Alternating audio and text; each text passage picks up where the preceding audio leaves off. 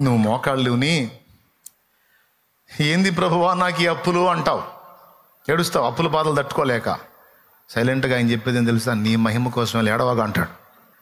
ఏం మహిమ? సొక్కా పట్టుకొని లాగేటట్టున్నారు రోడ్ల మీదకి. మహిమ అంట మహిమ, గాలంతా పోయేటట్టుంది. ఏంది మహిమ? పరువు నిలువున పోయేటట్టుంది. మహిమ అంట మహిమ, ఊరికా అరవా మహిమ అంతే. నీ మహిమ కోసమే అంటాడు.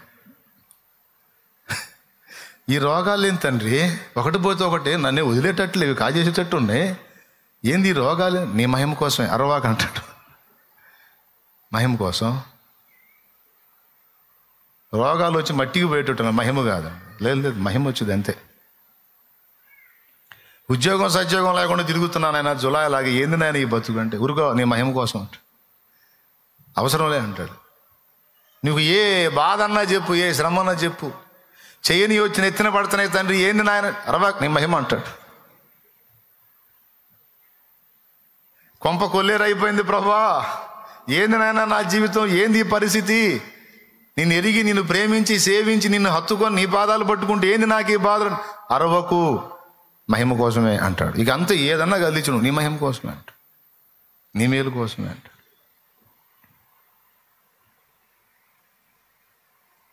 మహిమేమో కానీ ప్రభా అయిపోయేటట్టున్నాను నేను, నీ ఇష్టం అని నువ్వు చెబుతావు. ఆయన అంటాడు ఏంది అయిపోయేది, నిన్ను అయిపోజేసేది నేనుగా. మరణము యొక్కయు పాతాళ లోకము యొక్కయు తాళపు చెవులు నా స్వాధీనంలో ఉన్నవి. నువ్వు సావాలన్నా కూడా నా సెలవు లేకుండా సావలేవు. తాడేసుకున్నా సరే వేలాడబడతా ఉంటమే. తెలుసా మీకు ఆ సంగతి? సెలవైతేనే చావు కూడా. ఆయన సెలవు కాకపోతే, తాళం తీయకపోతే నీ ఆత్మ బోధో. కోమాలైనా సరే గుట్టకొట్లాడాల్సిందే. స్తోత్రం. ఏందనుకున్నా మరి, తండ్రి ఇదిగో నీ ఆత్మకు నా ఆత్మని నీ చేతికి అప్పగిస్తున్నాను అనగానే వెళ్ళిపోయాడు యేసయ్య. ఓకే అన్నాడు, వెళ్ళిపోయాడు. ఇప్పుడు అది యేసయ్యకు వచ్చింది అధికారం. ఇప్పుడు యేసయ్య నన్ను తీసుకో అని నువ్వు మొత్తుకున్న సెలవు కాకపోతే తీసుకోడు. ఏం తీసుకో గొడవ, సేవ చేయబా, ఇంకా టైం ఉందిలేపో అంటాడు. బతకాలనిపించట్లేదు తండ్రి. ఈ మనుషులు బుద్ధులు, వీళ్ళ వ్యవహారాలు, ఈ కథ అంతా చూస్తుంటే అసలు నాకు చచ్చిపోవాలనిపిస్తుంది. నేను చస్తే నరకానికి పోతాను, నువ్వే చంపేయి అని మోకాళ్ళేసి నువ్వు కూర్చుంటే ఏంది చచ్చేది? ఆగో పని ఉందిలే, ఆగు మొత్తం మారుస్తాను, నువ్వు నా పని చేయాలి, ఇంకా సువార్త ప్రకటించాలి, ఆత్మలు రక్షించొద్దు. ఏం బహుమానం పొందుతావు? రేపు అందరూ బహుమానం పొందుతుంటే, అందరూ గణపరచబడుతుంటే ఎరుముఖం వేసుకొని చూస్తావు, నిద్రముఖం పో, పని చేయపో, ఏం పట్టించుకోవాక నేను చూసుకుంటా అంటాడు ఆయన. దేవా, అందరి జీవితాలు నా బతుకులాగే ఉన్నాయా? ఎందుకునైనా నాకు ఇలాంటి జీవితం ఇచ్చావు? అందరూ సంతోషంగా ఉన్నారు, అందరూ బాగానే ఉన్నారు, నా బతుకేంది ఇట్లా తగలబడిందని అడుగుతావు. అందరి అనుభవాలు వేరు, నీ అనుభవాలు వేరు. నీకు ప్రత్యేకమైన అనుభవాలు నేర్పి నిన్ను ప్రత్యేకంగా మయంపరచాలని కోరుకున్నాను. అందుకే ఈ అనుభవాలు నీ మయం కోసమే, నీ మేలు కోసమే. నోరుమయ్య అంటాడు. ఇకంతే. గోధుమ గింజ భూమిలో పడి చచ్చినట్టు సావటమే.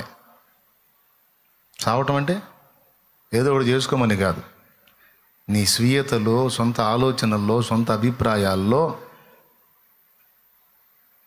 నిన్ను నువ్వు మరణమునకు అప్పగించుకుని దేవునే నీలో ఏలనిస్తే, యేసునే నీలో పనిచేయనిస్తే అప్పుడు మహిమ పొందుతావు, మహిమపరచబడతావు.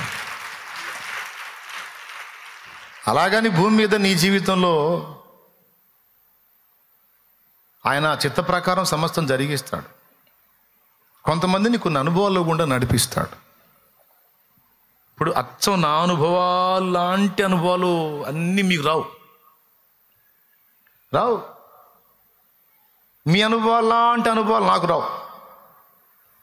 ఇప్పుడు మా అమ్మ ప్రసవ వేదన పడి బిడ్డను కంది, ఆ అనుభవం నాకు కావాలనుకుంటాను. 10 జన్మల్లో ఎట్లా జంటుగా పుడితే 10 జన్మలు ఎత్తిన రాదు. అసలు కడుపులో ఆ బిడ్డ కదులుతున్నప్పుడు ఆ నొప్పి ఎలా ఉంటుంది, ఆ బాధ ఎలా ఉంటుందో తెలుసుకోవడానికి ఏ పురుషుడు ట్రై చేసినా కుదరదు. దేవునికి స్తోత్రం. అది అమ్మకే తెలుసు. ఆ నొప్పి, ఆ బాధ, ఆ అనుభవం, ఆ కదలికంతా అమ్మకు మాత్రమే పరిమితం. అట్లాగున మిమ్మల్ని అందరినీ నడిపించడానికి నన్ను దేవుడు తీర్చిదిద్ది నడిపిస్తున్న తీరులో నాకు నేర్పిన అనుభవాలు నావే. అందులో కొన్నే నీకు ఉపయోగపడతాయి, కొన్నే నేను నీతో మాట్లాడతా, అన్నీ మాట్లాడను. అట్లాగే నీ జీవితంలో నీకు దేవుడు నేర్పే అనుభవాలు కొన్ని స్పెషల్గా ఉంటాయి. ఇదేంటి నాకు ఇట్లా అని అనొద్దు నువ్వు. అంతే, స్పెషల్గా నీ రూపం స్పెషల్, నీ జీవితం స్పెషల్, నీ అనుభవాలు స్పెషల్, అంతే. ఏ ఇద్దరు అనుభవాలు ఒక్కటే కాదు, ఖచ్చితంగా మార్పులు ఉంటాయి. ఏమైనా అర్థమైందా నేను చెప్పింది? కాబట్టి అందరు బాగానే ఉన్నారు, నేనెందుకు ఇలాగ అనొద్దు నువ్వు. రేపు అందరి మహిమ వేరు, నీ మహిమ వేరుగా ఉంటుంది. ఇది నమ్మితే కోటి గడ్డి కోటి చాపట్లు కొట్టి దేవుని మహిమపరచు. రేపు అందరి మహిమ వేరు, నీ మహిమ వేరుగా ఉంటుంది. మరి వద్దా చెప్పు, ప్రార్థన చేస్తా. దైవ చిత్తం నీలో జరగొద్దని చెప్పు, చేస్తా. అలాగే అగునుగా కానీ ఆమె చెప్పుకో, ఇంటికి పో.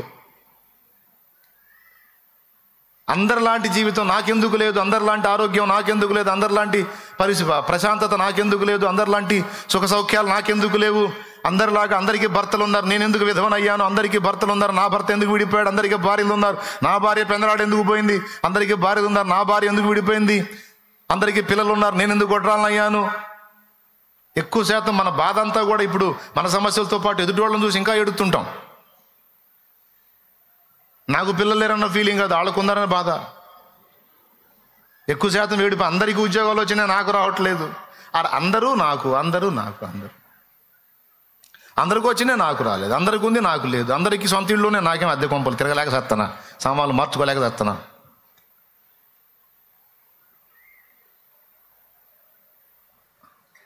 రాదా ఇలాంటి ఫీలింగ్? రాదా ఇలాంటి డౌట్స్ రావా?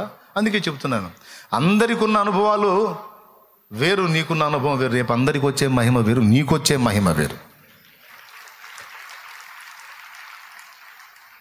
చెయ్యనీయవయా, ఆయనకి ఇష్టమైన పాత్రగా చేయని, నిన్ను ఆయనకి ఇష్టమైన అనుభవాల్లో కూడా పోనీ, నిన్ను తీసుకెళ్ళని.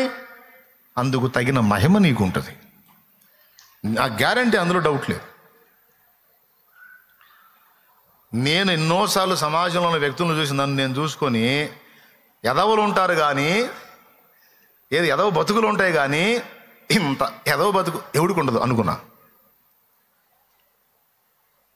కొన్నిసార్లు దేవుని దగ్గర ఏకాంతంగా పోయి కూర్చొని, నాలాంటి వాడు బ్రతికి ఉండటం అనవసరం ప్రభువా, నా ప్రాణం తీసుకో, నా అంతటా నేను చేస్తే నరకానికి పోతా, నువ్వు తీసుకో. నేను ఒక విశ్వాసిగా దేవుని వెంబడిస్తున్నప్పుడు, దేవునితో నడుస్తున్నప్పుడు నాకు ఎదురైన ప్రతికూలతల్లో నేను దేవునికి చేసిన ప్రార్థన అది, నన్ను తీసుకో, నేను తట్టుకోలేని ఈ బాధ, నాకు చాలా వేదనగా ఉంది, నా వల్ల కాదు, తీసుకో. నేను అడిగానంటే మీరు నమ్ముతారా? కానీ అడిగా, ఆ బాధలను బట్టి. నాకేం తెలుసు దీని వెనక ఒక మహిమ దాచబడి ఉందని? నా కళ్ళ ముందు కనపడుతున్న సీనే నాకు విరక్తి పుట్టించింది, నరకంలాగుంది, నాకొద్దు, అసలు ఈ బతికే వద్దు. నిజంగా దేవుడు ఆమెను ఉంటే అప్పుడే తెచ్చేవాడిని. స్తోత్రం. 2004, 2005లోనే పోయేవాడిని. ఆయన ఆమెనల్లా. అందుకే కొన్ని ప్రార్థనలు వినకూడదు మనకి దేవుడు, అసలు మనకు మంచిది. విన్నాడా సత్తం? స్తోత్రం. వినకూడదు కొన్ని. వినలా నా ప్రార్థన, వినలా. నోరు మీరా ఏం మాట్లాడటం, మౌనం. అదేమంటే ఈ వచనం కనపడుతుంటుంది, మేలు గలుగుడుకు సమస్తం సమకూడు జరుగును. బాగా మాకు రెండు పక్కల వాయించినట్టుంది, మేలు మేలు మేలు. ఊరుకోయా నువ్వు, మేలు అంటే మేలు, ఏం మేలు, చచ్చిపోతుంటేడా. ఈ బాధలో నేనుంటే తడకు ఒకళ్ళు వచ్చి వాళ్ళ బాధలు నాకు చెబుతారు. నువ్వు దేవుడిని నమ్ముకున్నావయ్యా, నా బాధ ఇనే ఓపిక నీకే ఉందయ్యా, కూర్చోయ్యా, బోళ్ళు అంత చెప్పుకోవాలి అని కూర్చోబెట్టి వాళ్ళు ఏడిచి నేను ఏడిచి వాళ్ళు ఏడిచి 2 గంటలు సాగు కొడతారు. అంతా అయిపోయిన తర్వాత చూసావా ఎంత బాధ ఉందో అంటే నేను అంటాను, ఇప్పుడు దాకా చెప్పింది మధ్యలోకి అని చెబుతాను నేను. నువ్వు రోలువి, నీకు ఒక పక్కే దంపుడు, నువ్వు ఇప్పటిదాకా చెప్పింది మధ్యలోకి, నాకు 2 పక్కల వాయింపుడు, పని చూసుకొని పంపిస్తాను నేను. ఇక నా బాధలు మొదలు పెట్టగానే, అవునా అట్టయితే నేనే బాగుండగా, మరి అదే ఇక బో, దేవునికి స్తోత్రం, హల్లెలూయా. మరి అదే నేనే సద్దామా బతుదా, నేనే విలవిల్లాడుతుంటే నాకు వచ్చి తెగ చెబుతున్నాను నువ్వా.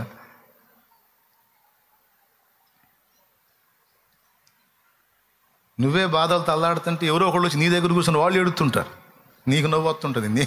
ఇప్పుడు దాకా నేను ఎడుతూ కూర్చుంటే ఏమే ఊర్రా నాయన నా దగ్గరకు వచ్చి నా బాధలు నాకు చేస్తుంటే నేను ఏమొచ్చి ఏమో గందరగోళం. ఉన్నాయా మీకు అనుభవాలు? ఉన్నాయా? ఇంకా చెప్పాలంటే స్పెషల్గా మనం బాగా గందరగోళంలో ఉన్నప్పుడే తెగొస్తుంటారు మన దగ్గరికి, అదొక శోధనలాగా. ప్రశాంతంగా ఏడవడానికి కూడా అవకాశం ఉంటుంది. ఎంతమందికి ఉంది అనుభవం? పరీక్ష పెట్టినట్టు వస్తుంటారు, అప్పుడే వస్తుంటారు, మనం ఫీల్ అవుతున్నప్పుడే వస్తుంటారు. ఇక అన్నీ మానుకొని ఏ ఫీలింగ్ లేనట్టు ఏదా అనాల్సి వచ్చింది. అవునా? ఇంకేం చేయాలి? ఇక మన బాధలన్నీ మర్చిపోయి వాళ్ళ బాధని వాళ్ళు ఓదార్చి ధైర్యపరిచి వాళ్ళు అటు బాగానే వాళ్ళందరినీ ధైర్యపరిచిన తర్వాత దేవుడు మాట్లాడితే, ఇప్పుడు దాకా వచ్చిన మనిషిని ధైర్యపరిచావుగా, దేవుడు ఉన్నాడు నీకెందుకు అద్భుతాలు చేస్తాడని, మరి నీకు లేనా నేను అంటాడు. ఆ మనిషికి చెప్పావు కదరా ఇప్పుడు దాకా, ఆయన ఉన్నాడు, ఆయన అద్భుతగాడు, ఆశ్చర్యగాడు, అట్ట చేస్తాడు ఇట్ట చేస్తాడని చెప్పావు కదరా, మరి నీకు నేను లేనా? ఉన్నావులే కానీ ఏందో అర్థం కావట్లేదు బ్రదర్, నోరు మీరా నేను చూస్తాను.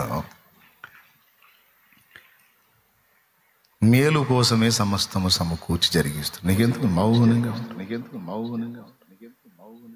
అంతేనటవా? అసలు అట్లా మాట్లాడి ఎన్నిసార్లు ధైర్యపరిచాడో. ఎప్పుడన్నా చూడు ఇదే వచనం కనపడుతుంటుంది. మేలు కోసమే, అవసరాన్ని బట్టి, నీ మహిమ కోసమే, బాగుందేడా అని నేను. తర్వాత అన్నీ నెరవేర్చినాక ఆ మాటలన్నీ పాటలయ్యాయి. ఆయన నాతో మాట్లాడిన మాటలన్నీ, చూపించిన వచనాలన్నీ పాటలయ్యాయి. అయ్యాయి ఈ పాటలు. దేవుడు నడిపింపుల్లో కొన్ని చేదైన అనుభవాలు ఎదురైన ఓర్చుకొని మనం కానీ నిరీక్షిస్తే, ఆ నెక్స్ట్ స్టెప్లో దాచిన మహిమ ఏదో మన కళ్ళ ముందుకు వచ్చేటట్టు చేస్తాడు. మనకేమో తపన ఆగదు. ఇప్పుడు వచ్చిన గొడవంతా అది, తపన ఎక్కువ. ఎండాకాలంలో తపన మావులే, ఎనీ టైం తపనే. అన్న అయిపోవాలి ఇప్పుడే. మనం తపన పడ్డామని దేవుడు తపన పడ్డాం. నువ్వెంత తపన పడినా సరే ఆయన మౌనంగా ఉంటాడు.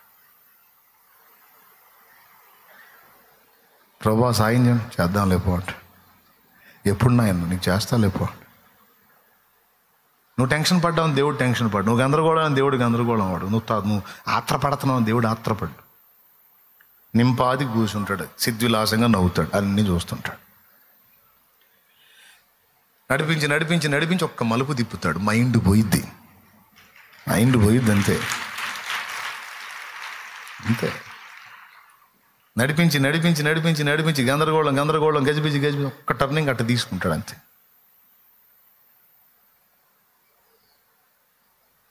ఆశ్చర్యం కలిగితే భక్తులందరిని అంతే, నన్ను అంతే. రకరకాల అనుభవాలు నడిపించి ఒక్క మలుపు అట్ట తీసుకున్న మలుపు ఇంతవరకు ఇంకొక మలుపు అన్నట్టు లేకుండా స్ట్రైట్గా వెళ్ళిపోవడానికి సహాయం చేసి, ఇక ఏ మలుపు తీసుకున్నా అర్థమవుతుంది. స్టార్టింగ్ అర్థం కాక జుట్టు పీక్కున్నా, ఇప్పుడు ఇక ఏ మలుపు తీసుకున్నా దీని వెనకేదో ఉంది, దీని వెనకేదో ఉందని ఇప్పుడు అర్థమవుతుంది. అందుకే నా పక్కన ఉన్న వాళ్ళు జీవితం వాళ్ళు దడపడుతుంటే ఏం దడపడకండి, దీని వెనక ఏదో ఉంటలేరా, ప్లాన్ ఉంటలేరా, ప్రణాళిక ఉంటుందా అని ఇప్పుడు చెప్తున్నాను. అదే అర్థం కాకపోతే అది.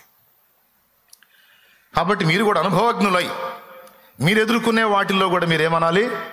అవసరాన్ని బట్టి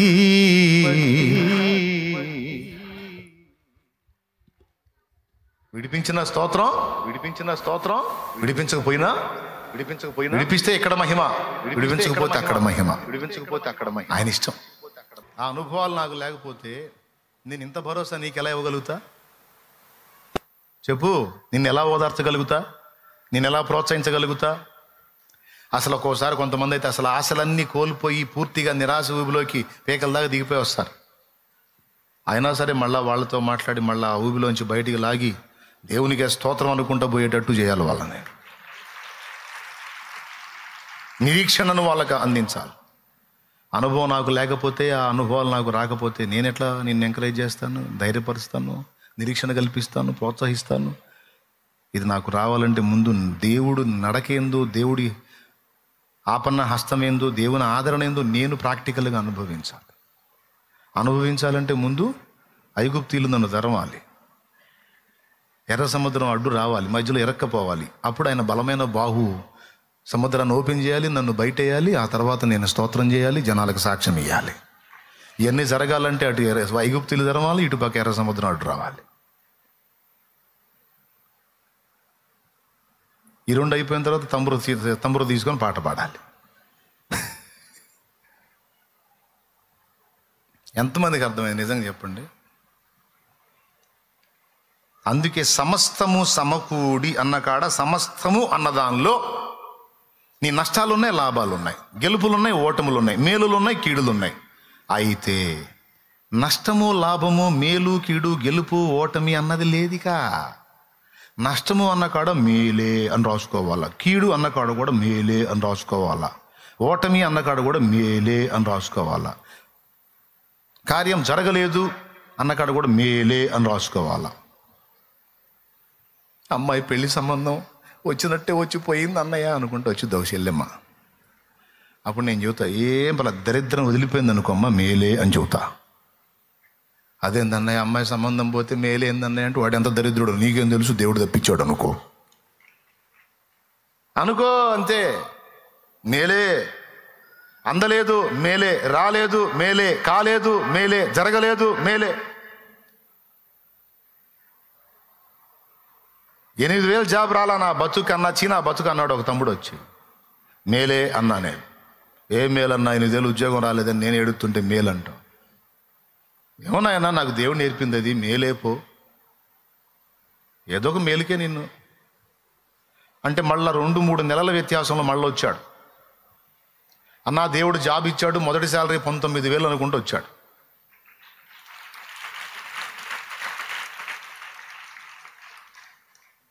ఇప్పుడు దాదాపు ₹1,00,000 తీసుకునే స్థాయికి వెళ్ళిపోయాడు.